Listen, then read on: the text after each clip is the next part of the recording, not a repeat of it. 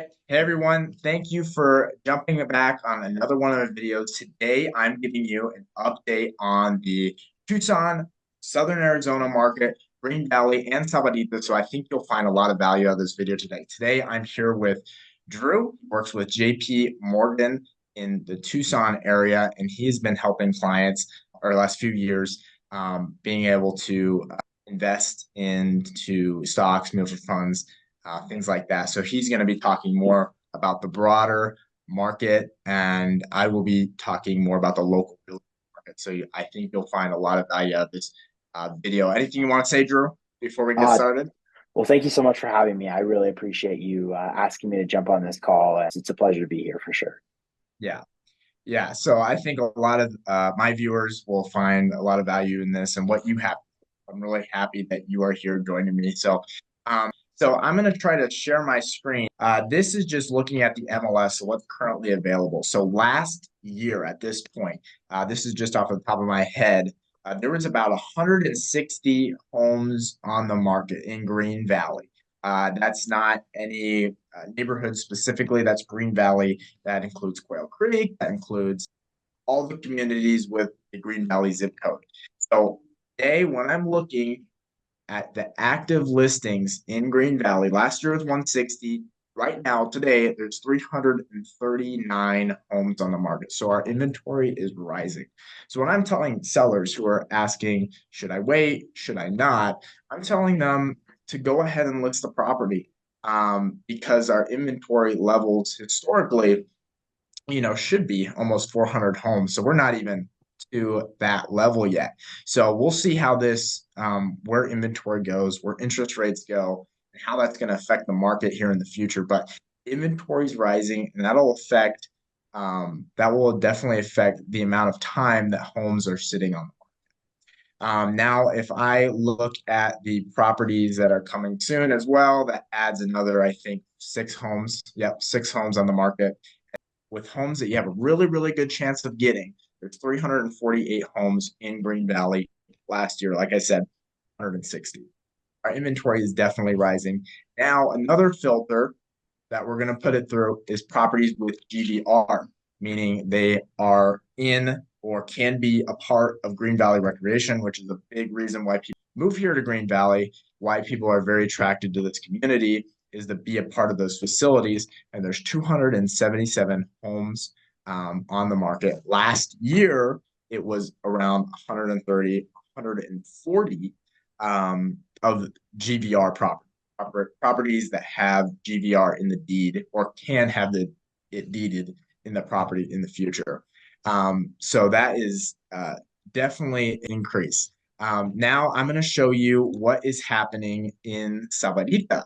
Sahuarita is just north of Green Valley, and they are having a large community in Sahuarita is Rancho. So we'll look at specifically Rancho, and then we'll look at Sahuarita as a whole. So Sahuarita does not have GVR. So currently in Sahuarita, there is 201 properties in Sahuarita, which is significantly more than last year at this time. It hasn't risen as dramatically as Green Valley. Last year, about this time, there's about 125 homes. Now there is, 101. Now I'm going to show you a community that's specifically very popular in Sahuarita, which is Rancho Sahuarita. So I'm going to pull that up right now. Rancho, when you're talking about resale homes in Rancho, I believe they're having a really hard time because of the amount of new builds that are available. You can buy a brand new home almost for the exact same price as you can buy homes on the resale market. And those new build properties are offering incentives like interest rate buy downs, concessions, and many other things like that. And they're more flexible than maybe a seller would be just because they have a lot of inventory at their disposal. So the amount of new builds right now in Rancho Sahuarita specifically, there is, I think it's about, 57 new builds in Rancho Sahuarita, and the existing homes is only 48. So there's more new construction homes in Rancho Sahuarita than there is the resale. There's about 5 builders right now. The Lennar, Meritage, Centex, Richmond American, again, AB Homes, that are in that space right now building great products. I'm going to show you Tucson in general now.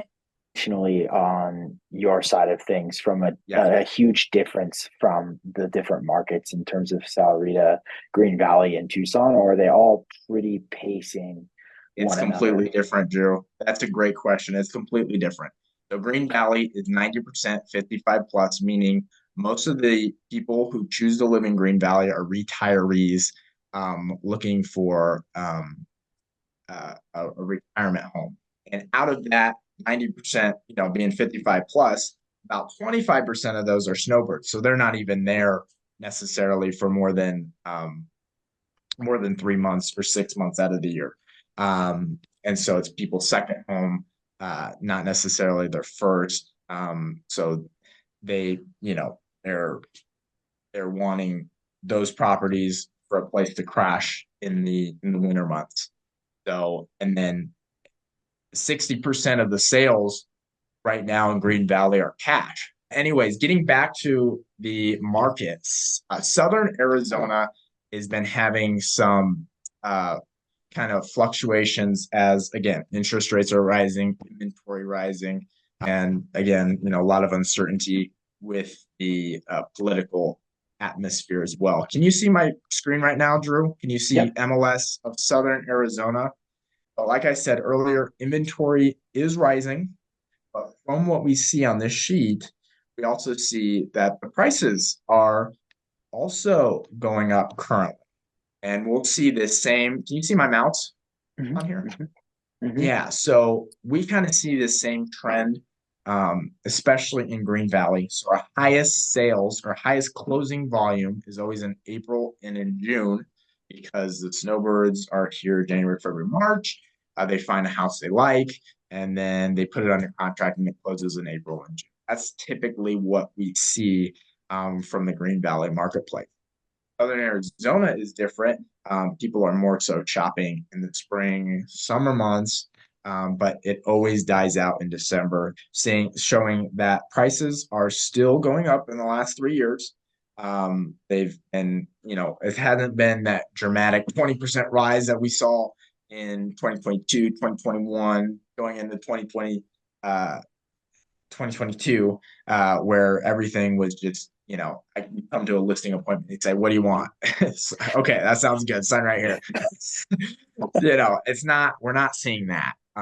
But we are seeing, I think it's been consistently the last 2 years about 4% increase. So we are seeing, but this is the trend where it kind of goes up and then comes back down in December because December, again, is the slowest month we have. So now I want to talk about the different price points have been reacting differently in Green Valley specifically and in Southern Arizona. So when we had that big run up in prices, our inventory was gone. It was gone. And I think it reached in Green Valley, I showed you it's 336. There was a point in March of 2022 where the inventory was only 56 homes in Green Valley. 56. That's how low it was at one point. What that did is the single family, it brought everything up, and all the properties under 200, under 100, that used to be under 100, all of a sudden went up fastest out of everything. The smaller, the lower price properties went up the fastest, and now they're coming down the fastest too. For instance, I was speaking with a client who purchased a manufactured home in Pueblo Estates, which is the only manufactured community in Green Valley, and they paid. They bought it for $290, and at that point, when I interviewed them, it was worth about 30, and that was only a year later. Now that home is probably worth 175, 190, and that's because manufactured homes were grossly overvalued.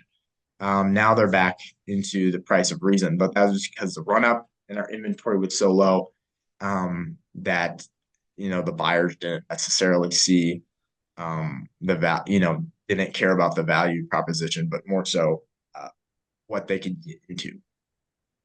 So manufactured homes have been getting hit really hard in Green Valley because of, again, inventory and because they were just grossly overpriced. Looking here, closed under ask is the highest in the lower price point. So properties at the lower price point levels getting hit hardest right now, and the properties that are doing the best are the ones in that mid category. So, for instance, Green Valley, the average home price here is 350, 360, somewhere in that range. So those properties are holding really strong, 1,500 square feet, two-stall garage. Those homes are homes that are holding very strong and actually causing the market to rise in value rather than go down. Like I said, the last couple of years, market's been going up 4%.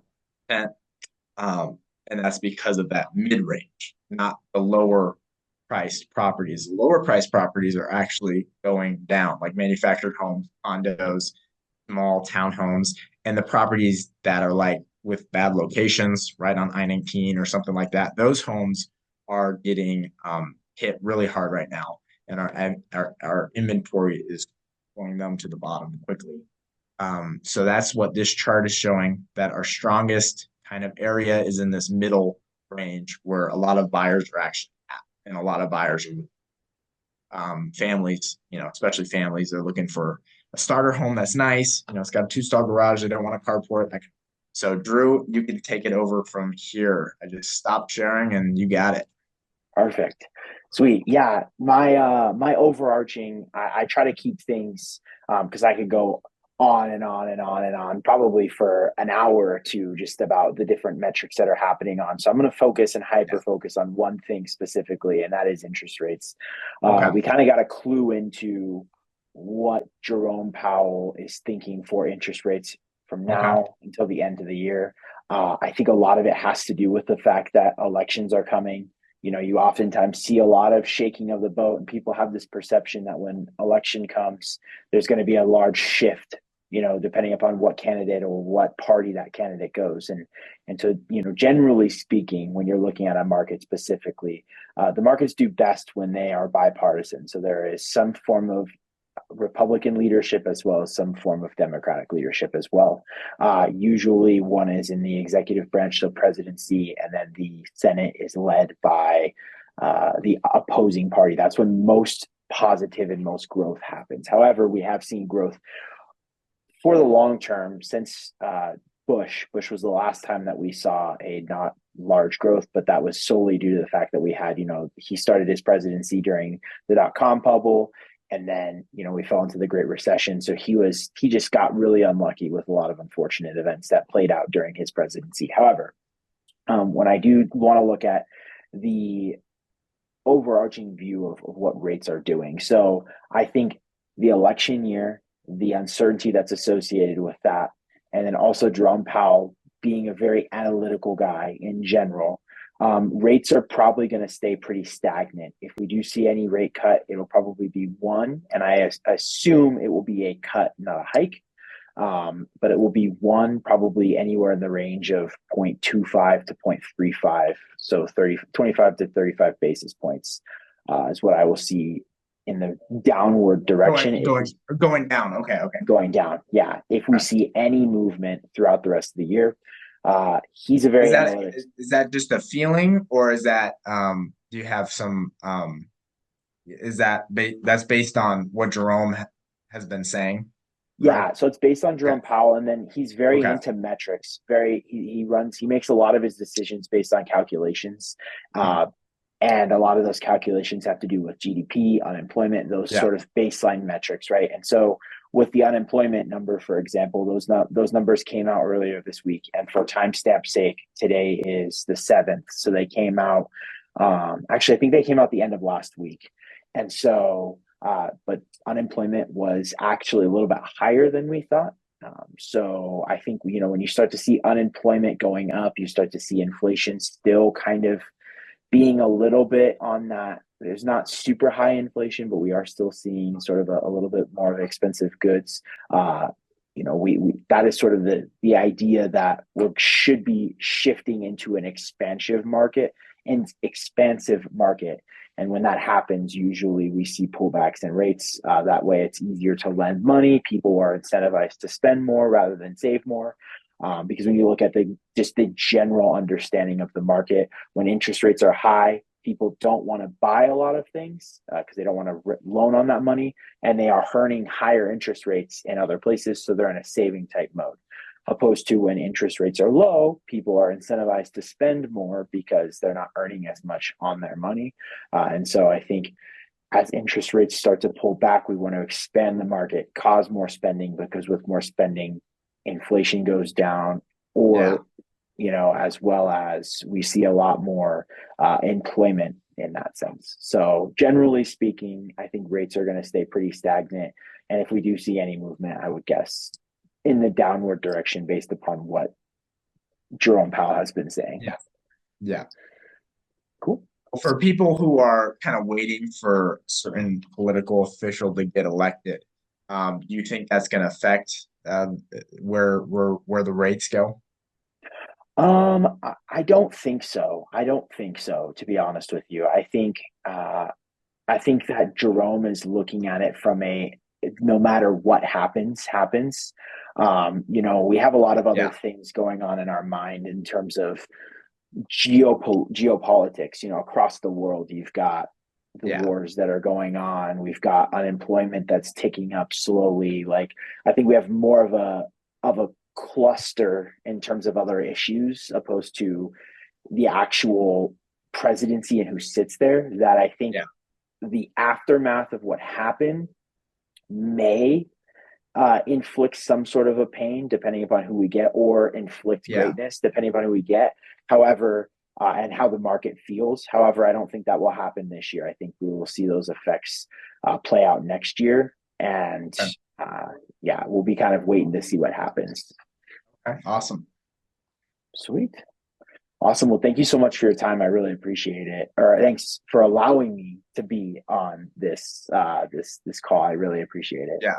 Any special calls? Any special anything that we need to be keeping our eyes on? Stock market, banking. Uh, I know you're JP Morgan. What are you seeing on the back end in the banking yeah, sector? I mean, I think Financing. honestly, from the banking sector, things are Yeah. strong. We kind Yeah. of got over that hurdle. We had those banking crises Right. come in the end of 2021, early 2022, Yeah. where we saw those banks fail. Yeah. The banks that are around are here to stay. Things are doing very, very well. Deposits look good. I think when I was doing some research, I mean, JP Morgan as a whole and Chase and that brand as a whole, I mean, we're not going Yeah. anywhere. They're managing over $5 trillion in assets. So large bank, largest bank in the world. But I think in terms of, those smaller banks, things are starting to settle. They're starting to become a little bit more.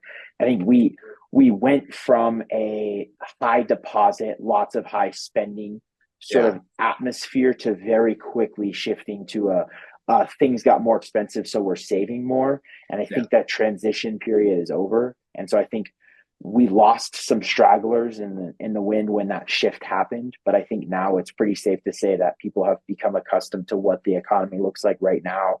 And I think the stock market has done a lot of this year. We've seen some Yeah. ups and downs. The I've been last three watching days, it. yes, yeah. The last 3 days have been great, but we have seen a lot of fluctuation. So I think, just whatever your investment strategy is, continue to follow it. That's the best advice. And Okay. I don't see anything blaring red. It's a lot of just playing that waiting game and continuing on. And as things start to show themselves and look more positively, that's when we start making suggestions of how to reallocate and reallocate your funds. So.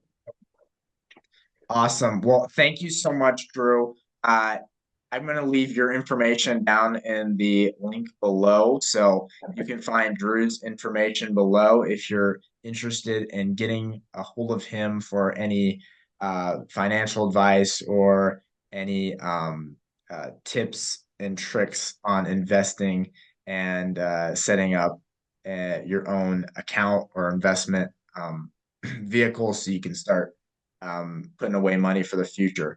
Thank you so much, Drew. Again, it was Thank a you. pleasure talking with you. I hope we can do this more in the future. And Absolutely. have a good rest of your night. You as well. Thank you so much, Chris. All right. Thank you.